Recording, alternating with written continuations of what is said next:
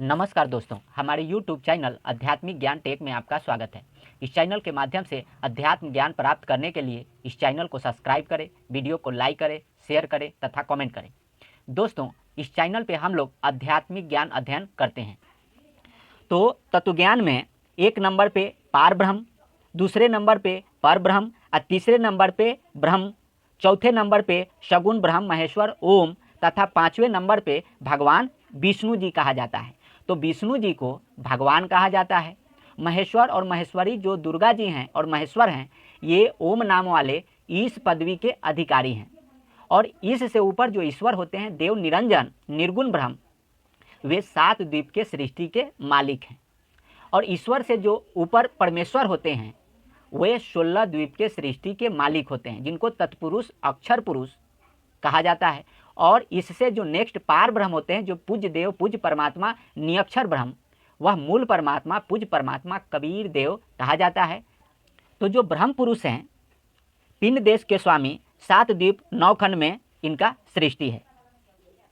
दूसरे नंबर पे पर ब्रह्म पुरुष ब्रह्मांड देश के स्वामी, जिनका 16 द्वीप में राज है, वह परमात्मा पर ब्रह्म मनुष्य के रूप में यीशु मसीह के जैसा रेशमी वस्त्र धारण किए हुए राजा के जैसा डायमंड के सिंहासन पर विराजमान पर ब्रह्म अक्षर ब्रह्म 16 द्वीप के स्वामी या मालिक कहे जाते हैं।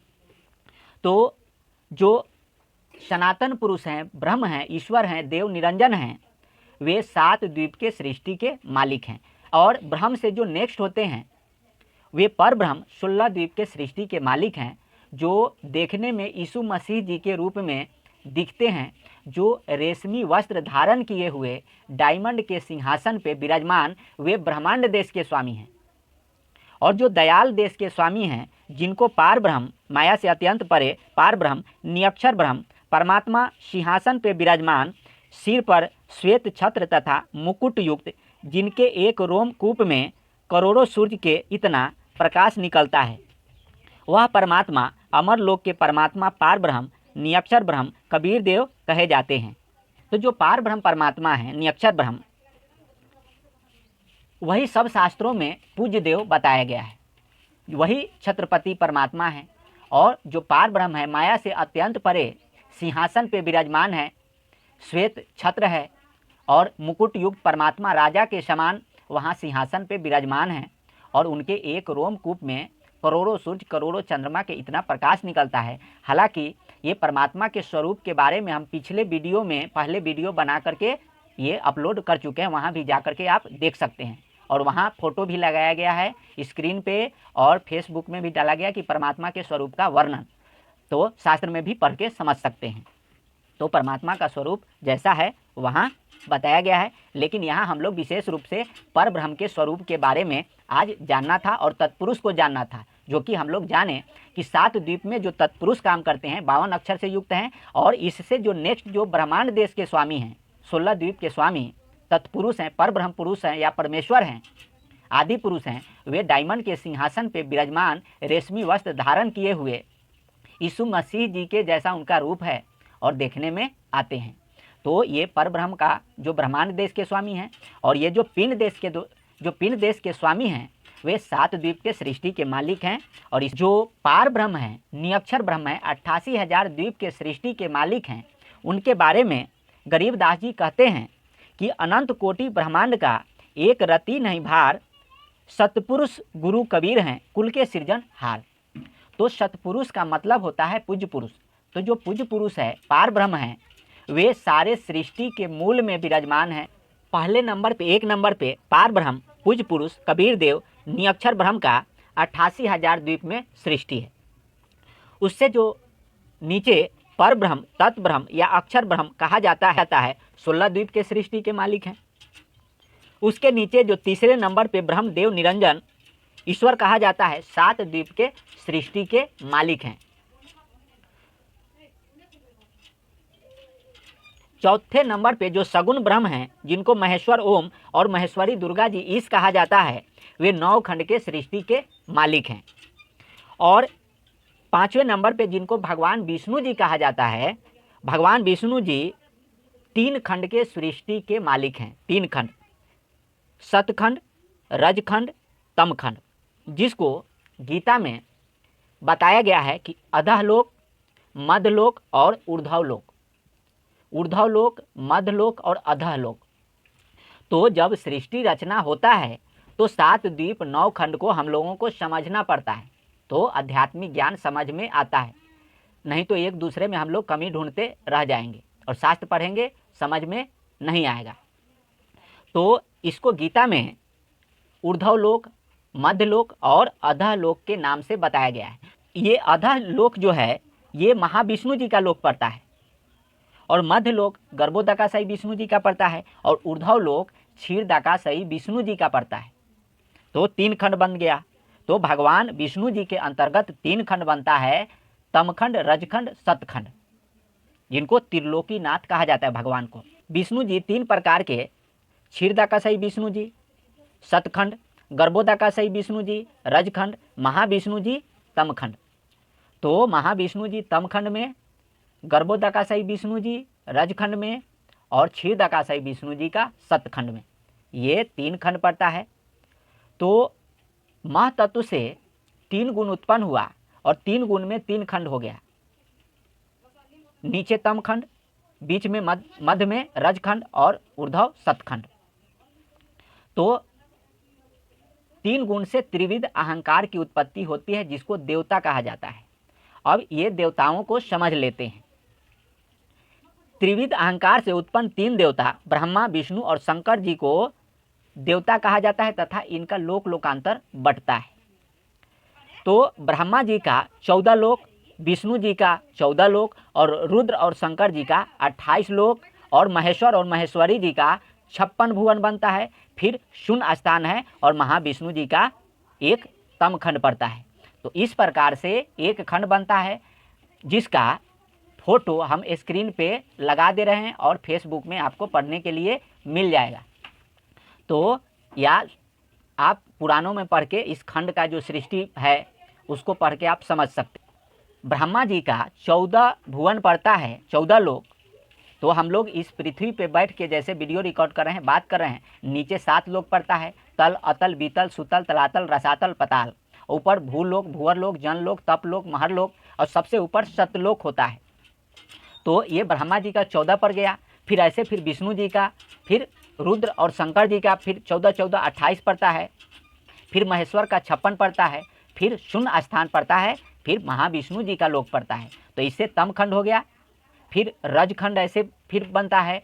फिर सतखंड, जिसको सुखसागर के नाम से हम लोग जानते हैं। जो उत्तम कर्म करने वाले जो लोग होते हैं, गीता में बताया गया है कि ऊर्ध्व लोक को जाते हैं, अपने जो सुकृत कर्म किया रहता है उस भोगों को भोगते हैं, और फिर पुनः कर्म करने के लिए आते हैं। क्योंकि जो ब्रह्म भगवान का जो 7 द्वीप में सृष्टि है वह सब पुनर्वृत्ति में है, आवागमन में है, और वहाँ भोगों को भोगते हैं और फिर आते हैं। तो इस प्रकार से 5 शरीर के अंतर्गत इस जो ब्रह्म भगवान का जो 7 द्वीप 9 खंड चक्कर लगाया जाता है, तो भगवान विष्णु जी के अंतर्गत 3 शरीर पड़ जाता है, स्थूल, सूक्ष्म और कारण शरीर। और महाकारण शरीर महेश्वर और महेश्वरी जी के अंतर्गत पड़ता है, और कैवल शरीर देव, निरंजन, ईश्वर, ब्रह्म भगवान के अंतर्गत पड़ता है। तो मेन मोक्ष वहीं से होगा, ब्रह्म भगवान मुक्ति देंगे। तो आध्यात्मिक साधना और जो भी है करके तब इंसान यहाँ से मुक्त होता है और शास्त्रों को समझता है। तो ये 7 द्वीप से मुक्ति ऐसे होता है। तो ये जहाँ मतलब कि ब्रह्म भगवान का इस प्रकार से सृष्टि है। जैसे स्थूल शरीर में यहाँ हम लोग जैसे भोग रहे हैं, तो इस शरीर को छोड़ करके जो भी सुविधा है आपको यहीं छोड़ देना पड़ेगा। फिर गर्भोदकाशायी विष्णु जी के लोक में जाएंगे, फिर वहाँ सुख सुविधाओं को भोगते हैं, फिर वहाँ से उस शरीर को फिर छोड़ करके फिर इस प्रकार से सृष्टि चक्र इनका चलते रहता है और आवागमन होते रहता है। तो इसी आवागमन को देखते हुए सतगुरु, गुरु, पूरा सच्चा सतगुरु इस संसार में आते हैं और जीव को कर्म के बंधन से, जाल से छुड़ाते हैं। और इसी दुख को देखते हुए कबीर साहब कहते हैं कि ये ब्रह्म 2 प्रकार के निर्गुण और सगुण होते हैं, इसमें जीव पिसाता है। कबीर साहब कहते हैं कि चलती चक्की देख के दिया कबीरा रोए, 2 पाटन के बीच में साबुत बचा न कोए। तो इस 2 पाट, निर्गुण और सगुण पाट में जीव यहाँ पिसाता है और मतलब कि सुखी नहीं हो पाता। तो निर्गुण ब्रह्म को देव, निरंजन, ईश्वर कहा जाता है।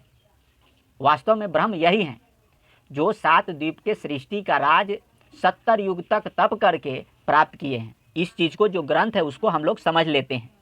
निर्गुण ब्रह्म ईश्वर और ईश्वरी का जो कुरान है, जो किताब है वो कुरान है। दूसरे नंबर पे जो यीशु मसीह जी, इनका इंजिल किताब है। और चौथे नंबर पे मूसा पैगंबर तौरात किताब है। और चौथे नंबर पे जो दाऊद पैगंबर है जबूर किताब है। तो ये निर्गुण ब्रह्म के साइड है। और सगुण ब्रह्म के साइड महेश्वर और महेश्वरी जी का जो ग्रंथ है अथर्ववेद है। विष्णु जी का यजुर्वेद क्षीरदाकाशई विष्णु जी का, गर्भोदाकाशई विष्णु जी का ऋग्वेद ग्रंथ पड़ता है। और महाविष्णु जी के अंतर्गत सामवेद ग्रंथ पड़ता है। तो इस प्रकार से ये ग्रंथ भी दोनों साइड से है जो जीवात्मा का संस्कार कराता है, धर्म और कर्म को लोग आचरण करते हैं। तो ये ग्रंथ है। इसको कबीर साहब कहते हैं कि वेद कतेब गलत नहीं भाई, गलत तो वे हैं जो इसे समझत नहीं। तो 4 वेद और 4 कतेब जो है ईश्वर का ही ग्रंथ है, जो कि गलत नहीं है। वे जीवात्मा का संस्कार कराते हैं और कर्म और धर्म के फल को जीवात्मा अपना भोगता है और आचरण करता है। उसको कबीर साहब कहे कि वेद कतेब गलत नहीं भाई, गलत तो वे हैं जो इसे समझत नहीं। जो 4 वेद आता है और जो महेश्वर ईश का ग्रंथ है वह कर्म माया के अधीन है। जो 4 वेद है जिसको कर्मशास्त्र कहा जाता है। और जो 4 कतेब है उसको ज्ञान माया कहा जाता है और धर्मशास्त्र उसको कहा जाता है, जो 4 कतेब है। तो ये 4 वेद और 4 कतेब में ये ब्रह्म भगवान का ज्ञान और आचरण करके लोग लाभ प्राप्त करते हैं। लेकिन जिससे सृष्टि उत्पन्न हुआ, सृष्टि के आदि में था जो परमात्मा, इस वेद में और कतेब में भी उस परमात्मा का गुणगान करता है और गवाही देता है। तो गवाही के तौर पे जो गीता में बताया गया है कि गीता अध्याय 17 के श्लोक 23 में कि ओम तत्सत 3 प्रकार के परमात्मा का नाम कहा है। सृष्टि के आदि में उसी से ब्राह्मण, वेद तथा यज्ञ और सब चीज़ उत्पन्न हुआ है। तो ये ओम तत्सत, तो तत्सत जो नाम है पीछे हम गीता पढ़ाए उसमें वहाँ बताया गया। तो वहाँ नाम तत्सत बताया गया है। जो तत् मतलब का, जो तत् माने होता है पर ब्रह्म हेतु और सत माने होता है वास्तविक पार ब्रह्म हेतु। तो इस प्रकार से समझा जाता है।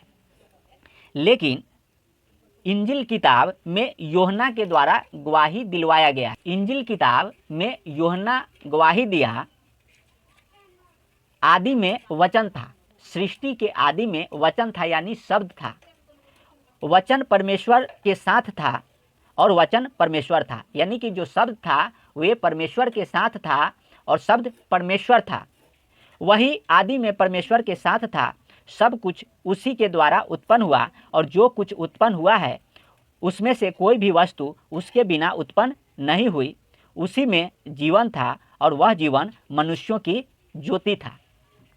तो ये 7 द्वीप 9 खंड सृष्टि रचना के आदि में वचन था, यानी कि परमेश्वर था और शब्द परमेश्वर के साथ था और जो कुछ भी उत्पन्न हुआ परमेश्वर से उत्पन्न हुआ। उसके बगैर कोई भी चीज़ उत्पन्न नहीं हुआ। तो सृष्टि के आदि में जो 7 द्वीप 9 खंड सृष्टि पढ़ रहे हैं उसके पहले तत्सत ब्रह्म श्रुति में शेष था, जो शिव पुराण भी कहता है। शिव पुराण पृष्ठ संख्या 119 में बताता है कि जब 7 द्वीप 9 खंड का जो लोक लोकांतर प्रलय हो गया था उस समय तत्सत ब्रह्म श्रुति में शेष था। इंजिल किताब यूहन्ना अध्याय 1 के श्लोक 1 से 4 में बताया गया कि सृष्टि के आदि में वचन यानी शब्द था और शब्द परमेश्वर था, शब्द परमेश्वर के साथ था और जो कुछ भी उत्पन्न हुआ उसी के द्वारा उत्पन्न हुआ और उसके बिना कुछ भी उत्पन्न नहीं हुआ। उसी में जीवन था और वही आज मनुष्यों की ज्योति है। यीशु मसीह जी आए तो बताए कि केवल तुम लोग अन्न के द्वारा ही जीवित नहीं हो बल्कि परमेश्वर के वचन के द्वारा भी जीवित हो। और जब कबीर साहब आए तो कबीर साहब बताए कि हम हैं शब्द, शब्द हम माही, हमसे भिन्न और कछु नाही। यानी कि जो शब्द परमेश्वर है वो हम हैं। कबीर साहब क्या कहे कि हम हैं शब्द और शब्द हम माही, हमसे भिन्न और कछु नाही। तो परमेश्वर से अलग कुछ भी नहीं है, सब कुछ परमेश्वर में व्याप्त है।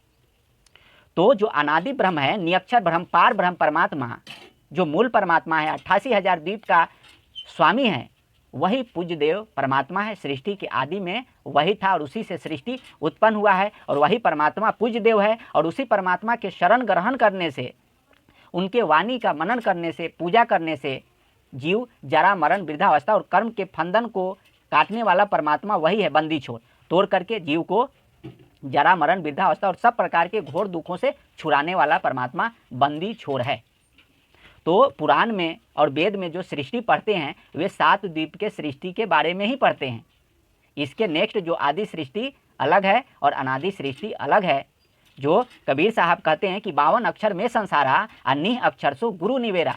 तो जो पूरा सच्चा सतगुरु होता है वे 52 अक्षर से अलग ज्ञान प्रदान कराते हैं और जीव को जरा मरण वृद्धावस्था और सब प्रकार के घोर दुखों से छुड़ाते हैं। तो पहले सबको आध्यात्मिक ज्ञान अध्ययन करना पड़ता है, फिर आत्मिक ज्ञान अध्ययन करना पड़ता है और फिर परमात्मिक ज्ञान अध्ययन करता है, सत्य साधना करता है, समर्पण करता है और जीव जरा मरण वृद्धावस्था और सब प्रकार के घोर दुखों से छूट करके अमर लोक को प्राप्त करता है।